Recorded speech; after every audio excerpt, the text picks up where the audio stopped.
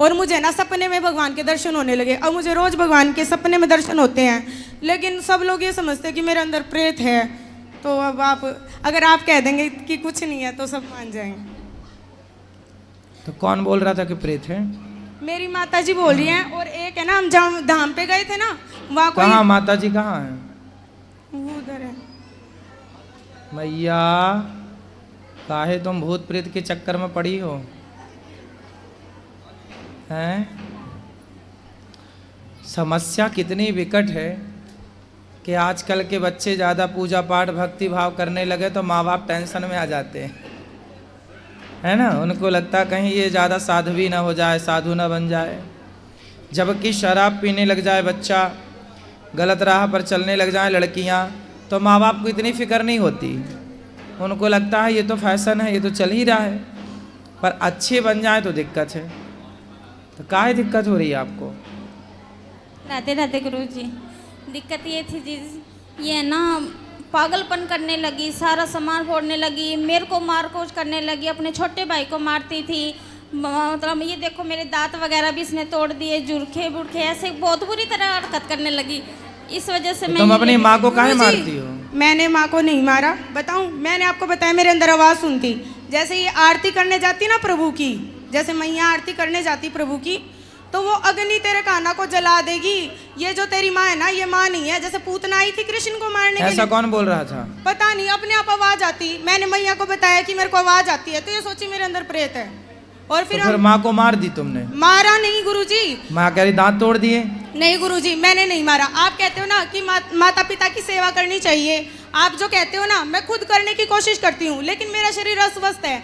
और ये मैंने पता है किस लिए किया था गुरुजी? इन्होंने संतों को गालियां दी थी और आपको गालियां दी थी, जो मैं बर्दाश्त नहीं कर पाई गुरुजी। मेरे से संतों को गालियां बिल्कुल भी बर्दाश्त नहीं होता। बाबा प्रेमानंद जी को इन्होंने गालियां दी थी, मैं कैसे बर्दाश्त कर लेती। आपने कोई कहा बात था, सुनो सुनो गुरुजी आपने कहा था कि माता पिता है ना, माता पिता को भगवान के लिए छोड़ना पड़े तो छोड़ सकते हैं, जैसे प्रहलाद जी ने हिरण्यकश्यप। अरे तो माँ के दांत तोड़ दोगे? नहीं गुरुजी, मैंने नहीं तोड़ा, ये खुद मेरे को मारती हैं। नाम जब करती हूँ ना तो झाड़ू लेके सर पे मारती हैं, चुप हो जा तू, ऐसे बोलती हैं। कोई बात नहीं, भगवान की राह। अच्छा बेटा, भगवान की भक्ति करना बुरा नहीं है, लेकिन भक्ति में ऐसे नहीं हो जाना कि हम अपना काम छोड़ दें, अपनी जिम्मेदारियां भूल जाएं। बेटा काम भी तो करना। पढ़ाई लिखाई आपकी हो गई पूरी? +2 की है गुरुजी, अभी संस्कृत का कोर्स करेंगे। आपने कहा था ऑनलाइन क्लास लगेगी, आप संस्कृत। वो तो ठीक है बेटा, पर आपके यहाँ की कोई पढ़ाई क्या क्या कॉलेज वगैरह हो गया आपका? कॉलेज में संस्कृत शास्त्री का ही कोर्स करेंगे गुरुजी। हम ब्राह्मण करेंगे, परिवार से। पर अभी कर कुछ नहीं रही हो? नहीं, अभी कुछ नहीं करे। कहाँ तक पढ़ी हो? +2 की है अभी गुरुजी, अभी कॉलेज में एडमिशन लेना।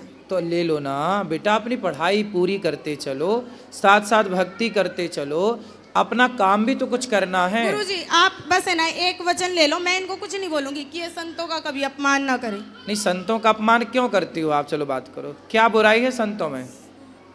गुरुजी मैं आपको बता नहीं सकती, ये इतनी परेशान करती है, इतनी परेशान। कोई बात नहीं, वो परेशान करती है माना की। गुरुजी अपना एक भी काम नहीं करती, पानी पी के गिलास का बर्तन भी नहीं उठाती है। ऊपर से इसके पापा ड्रिंक करते हैं, मेरे को वे भी परेशान करते हैं। इनकी सारी जिम्मेवारी मेरे ऊपर है, घर की जिम्मेवारी मेरे ऊपर है। पढ़ाई ना ये पढ़ती ना कहना मानती, सारा दिन गाली गलौज करती है, दौड़ते आपस में लड़ती है ना, वैसे लड़ती है। इसका छोटा भाई स्कूल से आता है, स्कूल की बात नहीं बताने देगी। मेरे को सोना है तो चुप हो जाओ, मेरे को टीवी देखना है तो चुप हो जाओ, मेरे को संत की बात चुप हो जाओ, हमें नहीं बोलने देती है। कमरे 3 है गुरुजी, एक में मंदिर बनाया, वहाँ नहीं किसी को जाने देती। घर मेरा बहुत छोटा है गुरुजी, मेरे को कपड़े ऊपर धोने होते हैं, ऊपर नहीं चढ़ने देती, ना कपड़े सुखाने देती, ना तारने। मेरे लड्डू गोपाल के हाथ नहीं लगाना। मेरे भाव से मैं पूजा करूँगी, उस वो मुझे स्वीकारनी है, मेरी तरह से पूजा करो। गुरुजी ये बताओ कि हमारे कुछ भी भाव नहीं है, मैं बेटी की अधीन हूँ क्या पूजा करने के लिए? ये कहती है मैं जैसे कहूँ ना वैसे कर, मैं जैसे कहूँ वैसे बैठ, मैं जैसे कहूँ वैसे मान, मैं जैसे कहूँ वैसे पानी पी, ऐसे परेशान करती है मेरे को। गुरुजी ये सोच के बाद सीधा भोजन बनाती है, चप्पल पहन के भोजन बनाती है मेरी माता जी। कोई बात नहीं, देखो हर साधु से, हर संत से, हर गुरु से ना माँ ही बड़ी होती है बेटा। हम तो आपको बाद में मिले, कोई भी साधु बाद में मिला, आपको पहले माँ मिली। आपकी माँ ही थी जिसने आपकी मालिश की, आपको नहलाया धुलाया, उंगली पकड़कर चलाया। इसलिए आपकी माँ से संत कोई भी साधु संत बड़ा नहीं हो सकता, ना हम बड़े हो सकते हैं ना कोई भी साधु।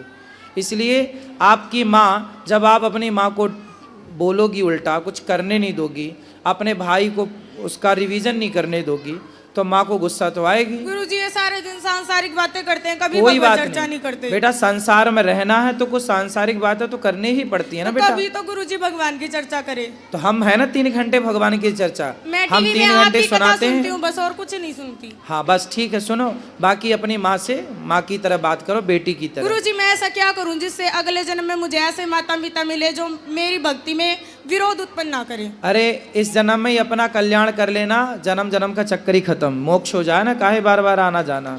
ठीक है गुरुजी। ठीक है? गुरुजी आपसे लेकिन दीक्षा सुनो, लेनी है। लेकिन सुनो, आगे से आप अपनी माँ को पलट के जवाब नहीं देंगी, और घर का काम भी, अपनी माँ के काम में हाथ नहीं बटाती हो आप।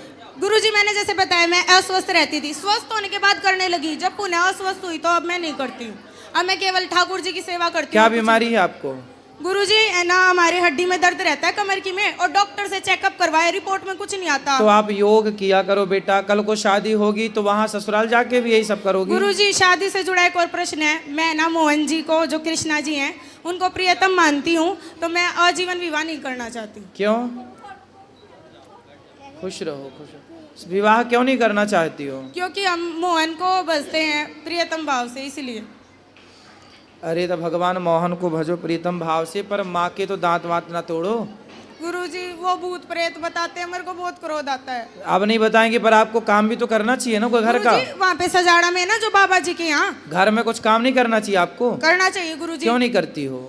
शरीर अस्वस्थता के कारण गुरुजी, अरे नियम भी भगवान। नहीं निभा पाती मैं। थोड़ा बहुत तो कर सकते हो। वो तो हम करते हैं, इनसे पूछो आप। क्या करती है ये? सिर्फ लड्डू गोपाल की सेवा करती है, उनसे जुड़ा हुआ कोई भी और काम होता है वो मम्मी करेगी, मैं कुछ नहीं करूँगी। वो इसकी मजबूरी होती है सर गुरुजी, जो उसकी मजबूरी होती है, जब मुझे नहीं करना होता। जब भी करती है तो बहुत तांडव मचाती है घर में, बहुत परेशान करती है। और गुरुजी इसको ये बोल लो कि मंदिर तो सबके लिए, भगवान सबके लिए, सारे पूजा करें। तो आप ये अपनी किसी माँ को आश्रय मंदिर नहीं लगाने जाने देती। देती हो? गुरुजी इनका जो मंदिर है वो नीचे इन्होंने बना रखा है। अब बाबा प्रेमानंद जी ने बोला था कि आपका एक ऐसा साधना कक्ष होना चाहिए जिसमें कोई सांसारिक व्यक्ति प्रवेश ना करे, तो आप उसके अंदर जाओगे तो आपको कभी, जैसे कि ये काम क्रोध आते हैं ना, तो नाम जप के बीच में आपको ये नहीं आएंगे। तो मैं उस कक्ष में किसी को नहीं जाने देती, ताकि उसमें जाने से मेरा मन शांत हो। उसमें मैं नाम जप करती हूँ। सारी बेटियां ऐसी हो जाएंगी तब तो हो गया बंटा ढार।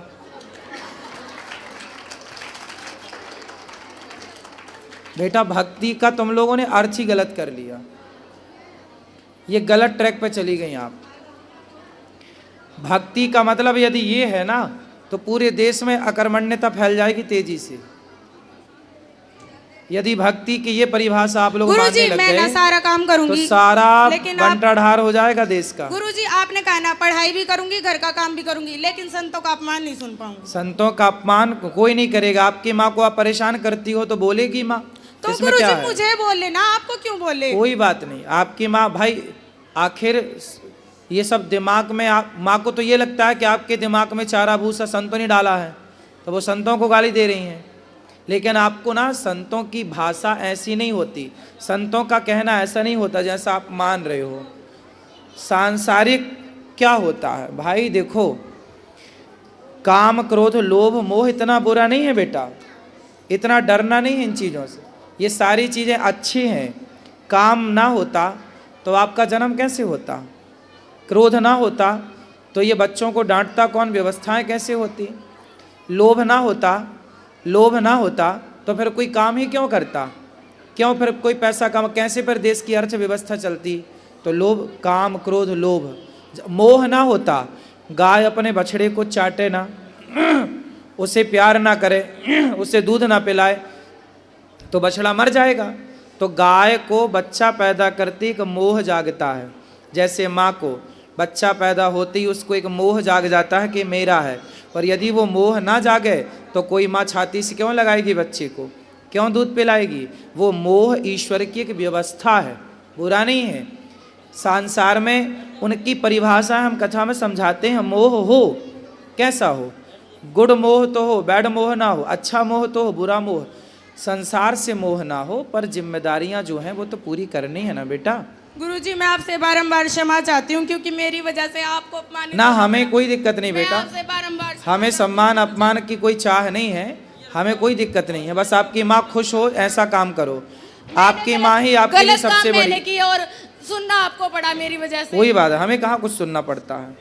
गुरुजी हमें- बोलते तो आपको ही है ना सब। कोई बात नहीं, चलता है, हम लोग पचा लेते हैं गुरुजी सब। मैं भी क्षमा मांगती हूँ, क्योंकि मेरे ये नहीं, क्षमा मांगने की जरूरत ही नहीं है। मेरे आप ये विचारधारा नहीं है सर। गुरुजी क्षमा करना। ये ऐसे कहती है सर्वप्रथम मैं हूँ, मैं आदि शक्ति हूँ, मैं कुछ भी हूँ, मेरे पैर पकड़, पड़ोस में गली में खड़ी होकर ये मेरे से पैर पकड़वाती है। गुरुजी ऐसा कुछ नहीं है। एक भगत है, मैं आपको बताती हूँ। वो भगत क्या है, वो जपता तो राधे राधे है, लेकिन वो है ना ऐसे तांत्रिक टाइप में है। कौन? कोई भगत है, हासी में रहता है, आपके पास भी आया था वो, उसका नाम है राधे श्याम सोनी। ठीक है। और है ना जपता तो भगवान का नाम है, करता तो भगवान की पूजा है, सारे दिन गाय माता की सेवा करता है, लेकिन है ना वो है ना ऐसे कहता है प्रेत होते हैं, और वो सबके अंदर से प्रेत भी निकालता है। तो ये है ना ऐसे कहता है कि है ना तेरी लड़की के अंदर प्रेत है। तो मैं बोली मेरे अंदर क्या प्रेत है, मेरे अंदर तो राधा रानी है। मैंने ऐसे कह नहीं, दिया। कोई प्रेत व्रेत के चक्कर में ना पड़ना, प्रेत व्रेत नहीं है कुछ भी। फिर आपकी वीडियो सुन के ये मानने लग गई है कि प्रेत नहीं होता है। भूत प्रेत कुछ नहीं है, ये सब चक्कर में ना पड़ो। गुरुजी जैसे मैंने पितरों का स्थान घर पे बनाया हुआ था, मैंने आपकी वीडियो देखी और मैंने वो स्थान मतलब घर से हटा दिया। अब ये कहती है मैं मावस नहीं काटने दूंगी, तो क्या हर महीने मावस आती है, मैं नहीं निकालूं? अमावस पूर्णिमा नहीं, जब आपके ससुर जी हैं, नहीं है जी। सास हैं, हाँ जी।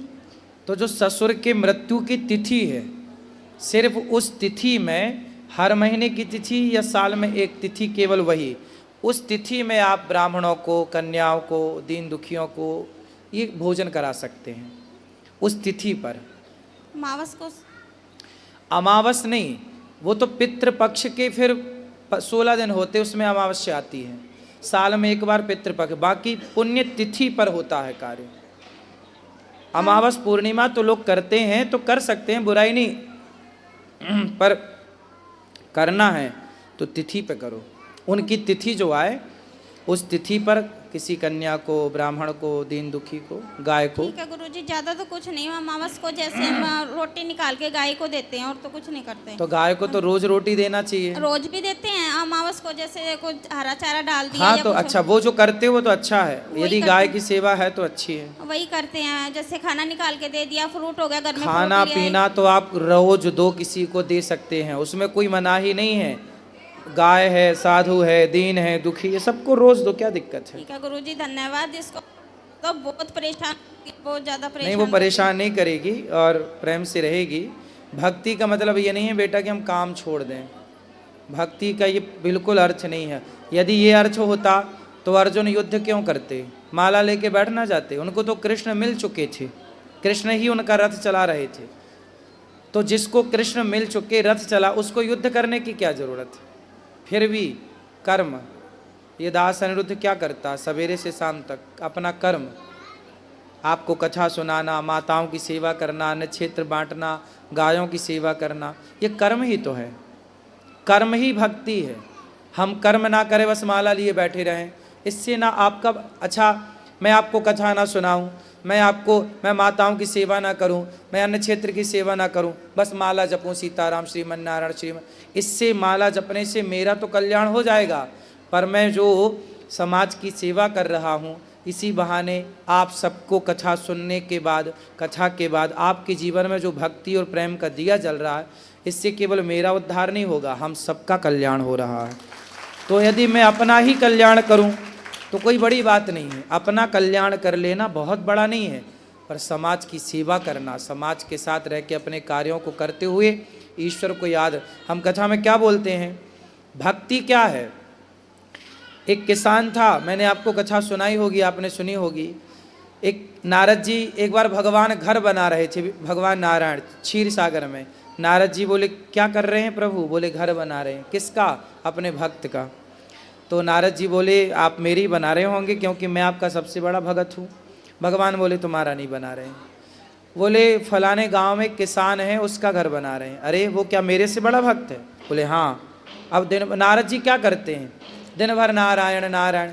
नारद जी को लगा मेरे से बड़ा भक्त संसार में कोई हो नहीं, और बात भी सही, उनसे बड़ा कौन हो सकता है, पर भगवान बोले वो बड़ा है। तो नारद जी बोले मैं देख के आता हूँ। तो वो किसान था, खेत जोतता था, और जोतते जोतते जुताई करते हुए और खेत में जब उसकी पत्नी आती, अरे आ गए, थोड़ा भोजन कर लो, आराम कर लो, तो वो अपना बैलों को छोड़ देता और आके बैठता पत्नी के साथ, और पत्नी के साथ बैठा बैठा बोलता, हे प्रभु आपकी दी हुई रोटी है, आपका दिया हुआ प्रसाद आप स्वीकार करिए, और ग्रहण कर लेता। हल चलाता हुआ, काम करता हुआ, हर थोड़ी देर में कभी बोल देता, हे श्रीमन नारायण हम आपके हैं। नारद जी बोले ये तो दिन में 25-50 बार आपका नाम लेता है, और मैं तो दिन भर नाम लेता हूँ। भगवान ने कटोरा दिया, बोलिए कटोरा लो, इसमें घी भरा है या दूध भरा है, पूरी पृथ्वी की परिक्रमा लगा के आओ, घी भरा है और एक बूंद भी टपकना नहीं चाहिए। नारद जी ने कटोरा हाथ में लिया, पूरी पृथ्वी की परिक्रमा लगाई और आए। भगवान ने बोला, भगवान ने कहा कि मेरा नाम कितनी बार लिया आपने, कितनी बार आपने मुझे याद किया। नारद जी बोले प्रभु पूरा ध्यान कटोरे के घी में था, कहीं गिर ना जाए, वो आपका नाम भूल गया। भगवान बोले कि आपके पास एक काम आया तो आप मुझे भूल गए, पर वो किसान गृहस्थ में रहता है, 1000 काम उसके पास हैं, पर वो 1000 काम करते हुए मुझे एक बार भी याद करता है, मुझे अच्छा लगता है। इसलिए साधु नारद जी के पास दूसरा काम ही नहीं है नाम जपने के सिवा, तो वो अपनी जगह